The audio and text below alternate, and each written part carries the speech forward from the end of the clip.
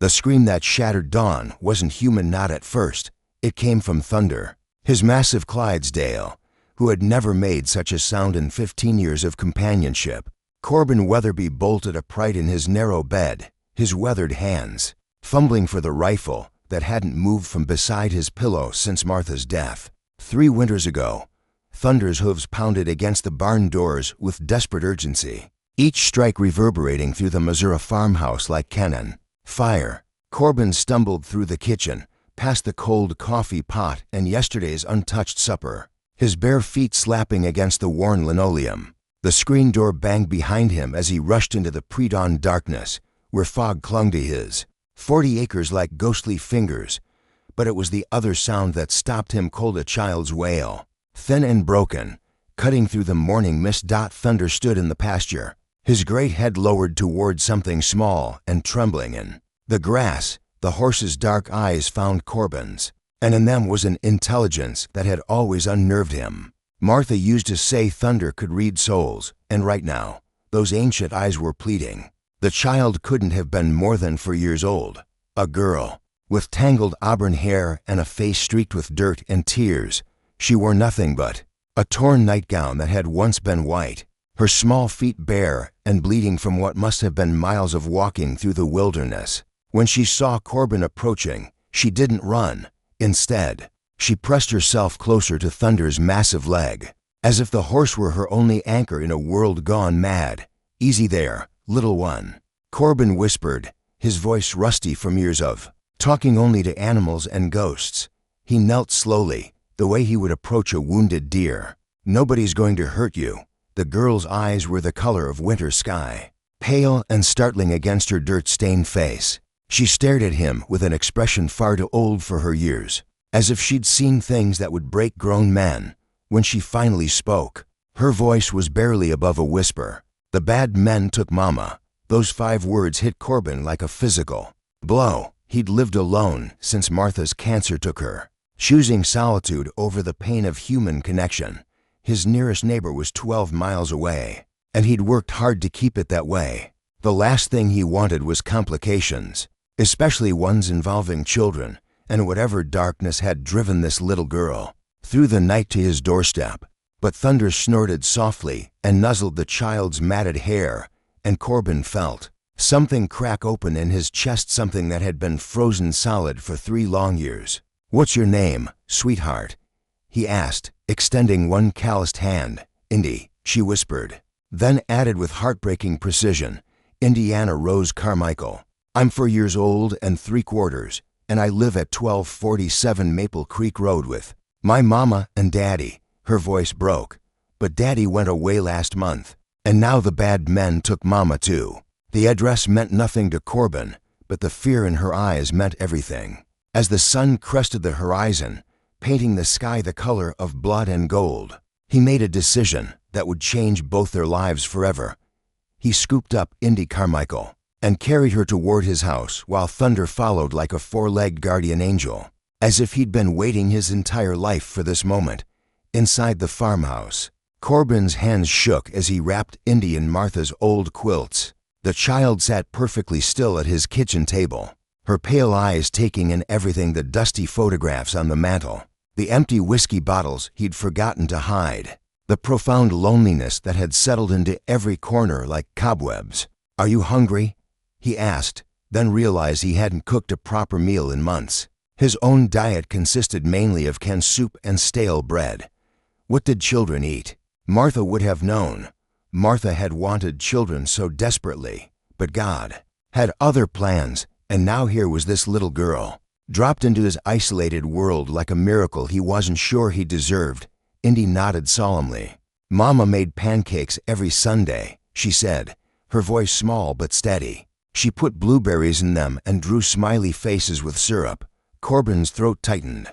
He hadn't made pancakes since Martha died, hadn't seen the point in cooking anything that required hope or joy as ingredients, but he found himself rummaging through cupboards, discovering a box of pancake mix that had expired 2 years ago and deciding it would have to do. As he worked, Indy began to talk. The words tumbled out of her like water through a broken dam, as if she'd been holding them in for so long they'd turned toxic. She told him about her mama, Violet, who worked 2 jobs but still sang lullabies every night, about her daddy, who'd left one morning and never came back, leaving behind only empty beer bottles and bruises on her mama's arms that she wasn't supposed to notice. The bad men came 3 nights ago, Indy continued, her small hands wrapped around a mug of warm milk. They were looking for Daddy. Said he owed them money for something called a debt. Mama hid me in the root cellar, but I could hear everything. Her voice dropped to a whisper. They hurt her. They made her scream. Corbin's jaw clenched. He'd seen enough violence in his 62 years to know what men were capable of when they felt entitled to payment. During his brief stint as a deputy sheriff in his 20s, before Martha convinced him that farming was safer than law enforcement, he'd witnessed the aftermath of such collections. When they left, I waited like Mama taught me, Indy continued, but she never came to get me. I waited all day and all night, and then I got scared and ran. I don't know how far I walked, but Thunder found me sleeping by the creek. He brought me here. That was impossible, of course. Horses didn't rescue children from the wilderness and deliver them to lonely farmers. But Thunder had always been different, smarter than any animal had a right to be, more intuitive than most humans Corbin had known. Maybe some miracles just weren't meant to be questioned. The pancakes were terrible, lumpy and burned, but Indy ate every bite with the desperate hunger of a child who hadn't seen food in days. As she ate, Corbin found himself studying her face, memorizing the curve of her small nose, the way her eyes crinkled when she almost smiled. What are we going to do?" she asked when she'd finished eating. The question hung in the air like smoke. Corbin knew what he should do: call the sheriff, report a missing woman, turn the child over to social services. That was the responsible, legal thing to do. But looking at Indy's pale face, remembering the way she'd clung to Thunder like he was her salvation, Corbin felt something he hadn't experienced in years: purpose. "First," he said slowly, "we're going to get you some proper clothes. Then we're going to figure out who these bad men are and what happened to your mama." For the first time since she'd arrived, Indy's eyes brightened with something that might have been hope. "You believe me, every word," Corbin said, and meant it. Outside, Thunder whinnied softly, as if approving of the decision. Whatever darkness had sent this child to his doorstep, Corbin Weatherby was going to face it head-on. The drive to town felt like traveling to another planet. Corbin hadn't left his farm in 6 months, hadn't spoken to another human being in even longer. Beside him in the pickup truck, Indy sat ramrod straight, wearing one of Martha's old sweaters that hung on her like a tent. Her small hands pressed against the window as she watched the world blur past. "That's where the Miller family used to live," Corbin found himself saying as they passed an abandoned farmhouse. "And there's the old schoolhouse where your mama might have gone if she grew up around here." He was trying to fill the silence, but also testing a theory. If Indy had walked through the night to reach his farm, her family couldn't live too far away. "Mama went to school in the city," Indy said quietly. She said small towns made her feel trapped. At Brennan's General Store, the few locals who still remembered Corbin Weatherby stared openly at the sight of him with a child. Old Pete Brennan himself emerged from behind the counter, his curious eyes taking in Indy's borrowed clothes and hollow expression. "Well, I'll be damned," Pete said, then caught himself. "Sorry, little miss. Corbin didn't expect to see you in town. And who might this young lady be?" "This is Indy," Corbin said carefully. "She's staying with me for a while." Pete's eyebrows rose nearly to his hairline, but he had enough sense not to ask questions in front of the child. Instead, he helped them pick out clothes that actually fit: jeans and sweaters, sturdy boots, and a pink backpack that made Indy smile for the first time since Corbin had found her. It was while they were checking out that Indy suddenly froze, her small hand gripping Corbin's arm with surprising strength. Her eyes were fixed on something beyond the store window, and her face had gone white as milk. "That's one of them," she whispered, pointing to a black sedan parked across the street. "One of the bad men." Corbin followed her gaze and saw a tall man with graying hair and cold eyes, leaning against the car while talking on his phone. Everything about him screamed danger, from his expensive suit that didn't belong in rural Missouri to the way he held himself like a predator surveying his territory. "Are you sure?" Corbin asked, but he already knew the answer. Children didn't forget the faces of their nightmares. He was the one giving orders. Indy whispered, pressing herself closer to Corbin's side. "He's the one who hurt Mama the worst." Without thinking, Corbin scooped up their purchases and steered Indy toward the back of the store. "Pete," he called softly, "is there another way out of here?" Pete Brennan might have been curious, but he wasn't stupid. One look at the terror in Indy's eyes told him everything he needed to know about the situation. "Storage room leads to the alley," he said, already moving to unlock the back door. "Corbin, if you need help, I'll be in touch," Corbin promised, then lifted Indy into his arms and carried her through the maze of boxes and supplies. They made it to the truck without being seen, but as Corbin pulled out of the alley, he caught sight of the black sedan in his rearview mirror. It wasn't following them yet, but he had no doubt it would be soon.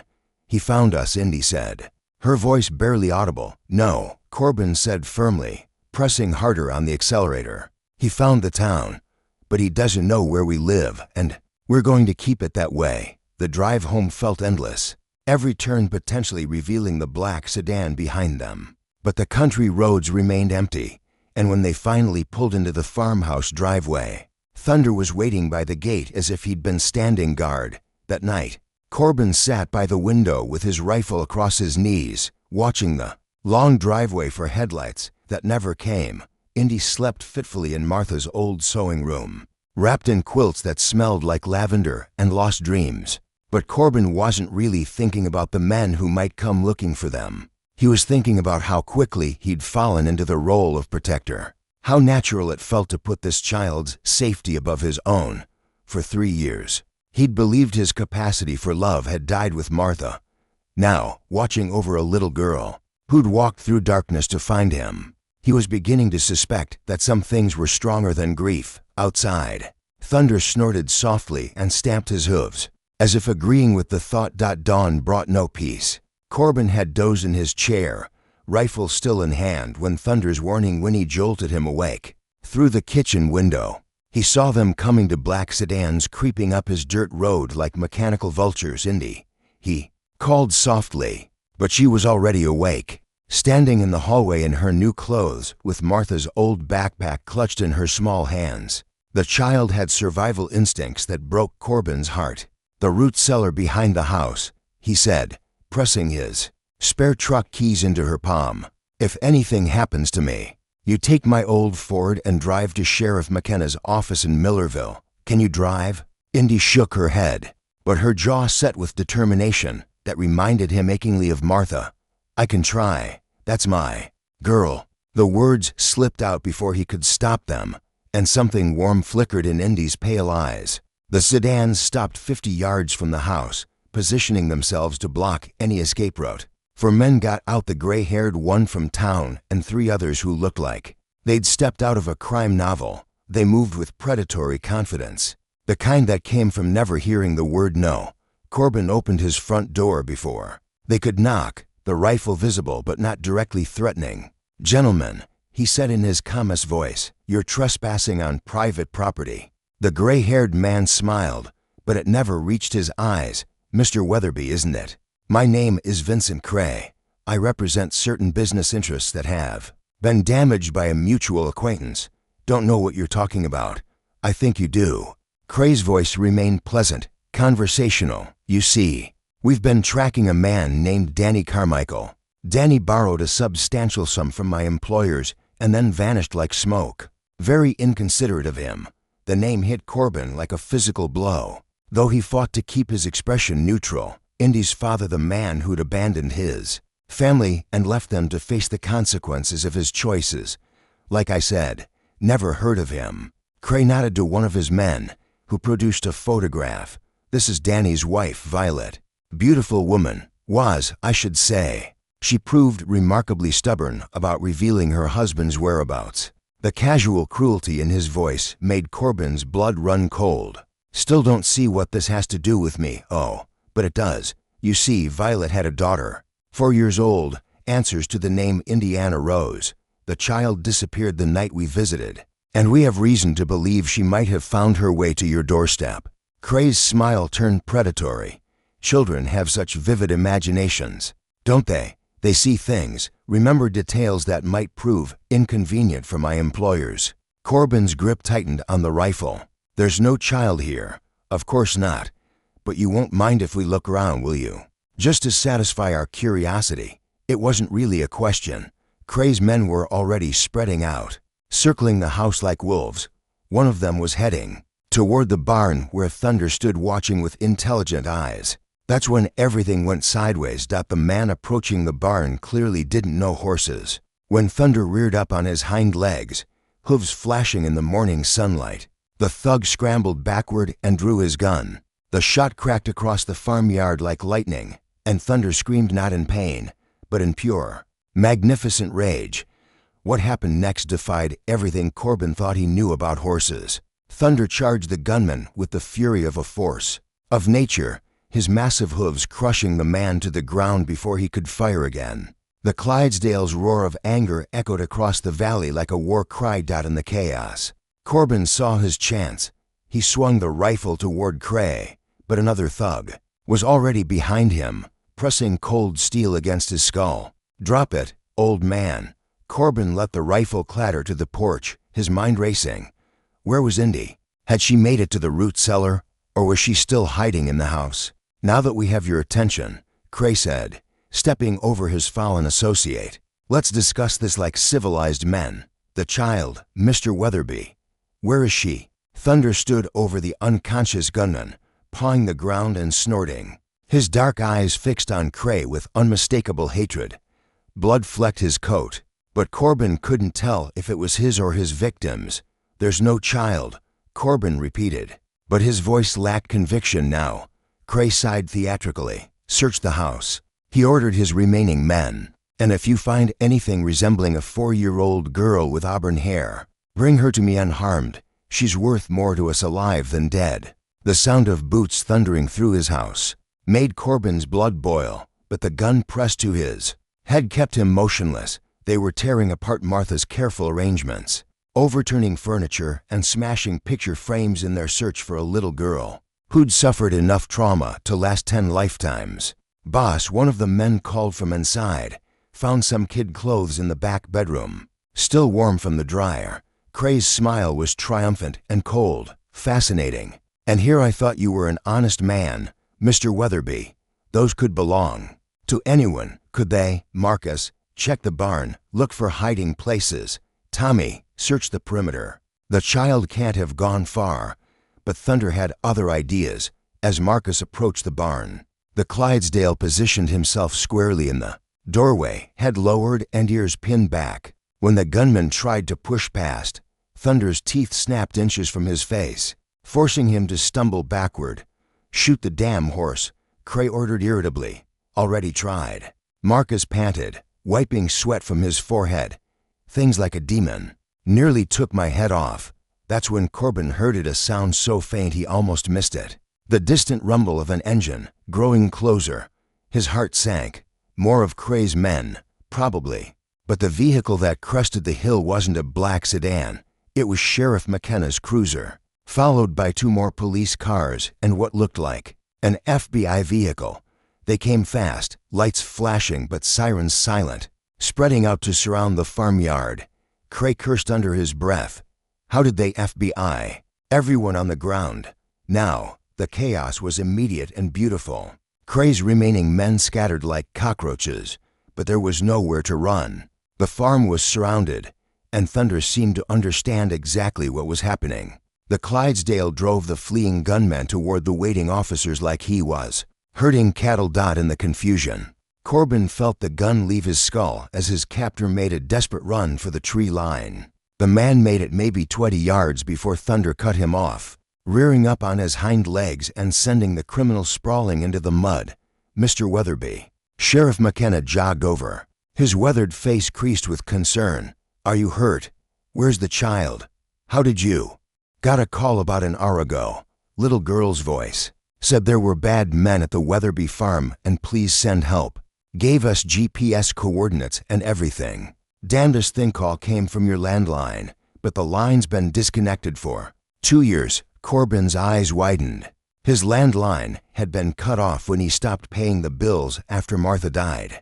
But there was an old rotary phone in the root cellar, connected to a line he'd forgotten existed, an emergency connection he'd installed decades ago when Martha was pregnant with the babies they'd lost. "Indy," he breathed. "The child's name is Indiana Rose Carmichael," said a new voice. Corbin turned to see a tall woman in an FBI jacket approaching. "Agent Rebecca Moss. We've been tracking Vincent Cray's operation for months. His organization specializes in collecting debts for various criminal enterprises, usually through intimidation and violence." Cray, now handcuffed and glaring with impotent rage, spat at the ground. "You can't prove anything." "Actually, we can," Agent Moss replied calmly. "Your men left quite a trail when they murdered Violet Carmichael. And now we have a witness." As if summoned by the mention of her name, Indy appeared from behind the house. Dirty and tear-stained but alive, she ran straight to Corbin, who caught her in his arms and held her tight against his chest. "I called for help like you taught me," she whispered against his shoulder. "The phone in the scary room worked. That's my brave girl." Corbin murmured, his voice thick with emotion. Agent Moss knelt down to Indy's level. "Honey, I need to ask you some questions about what happened to your mama. Can you be very brave and tell me what you saw?" Indy nodded solemnly, but her small hand remained firmly clasped in Corbin's.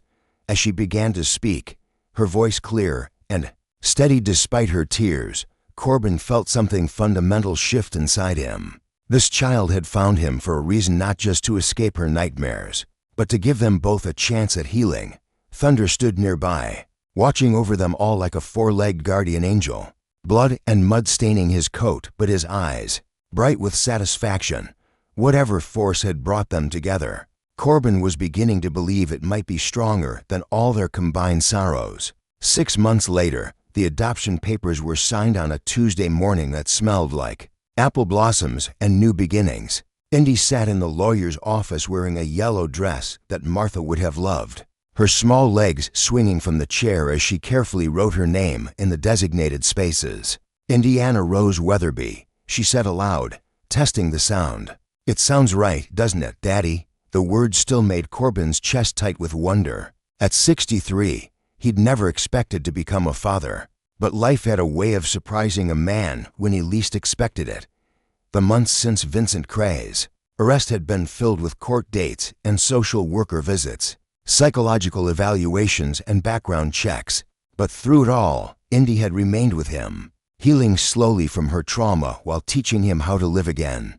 They'd redecorated Martha's sewing room together, painting the walls a soft lavender and filling them with books and toys and all the things a little girl needed to feel safe. Corbin had learned to braid hair and make proper pancakes with smiley faces drawn in syrup. He'd rediscovered the joy of bedtime stories and goodnight kisses, of small hands tucked trustingly in his as they walked to the barn each morning to visit Thunder. The Clydesdale had become Indy's constant companion and protector.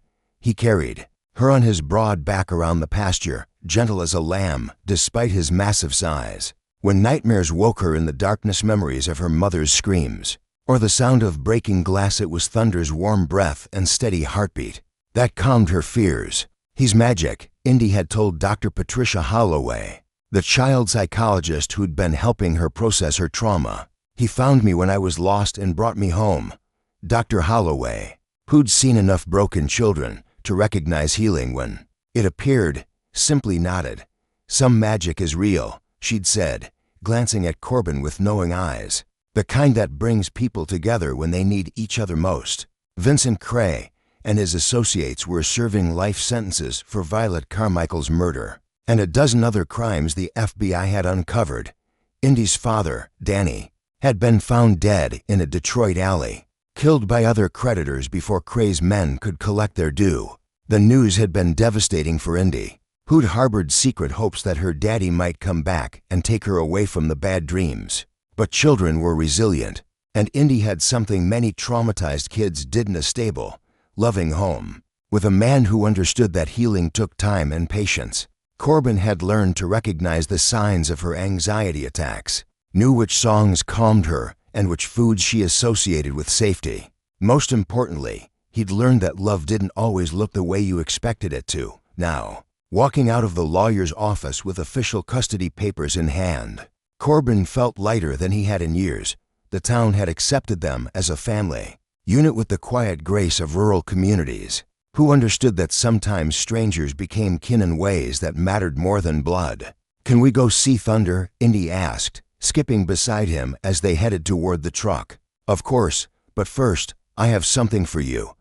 He handed her a small wrapped box, and her eyes lit up with curiosity. Inside was a locket not expensive, but beautiful in its simplicity.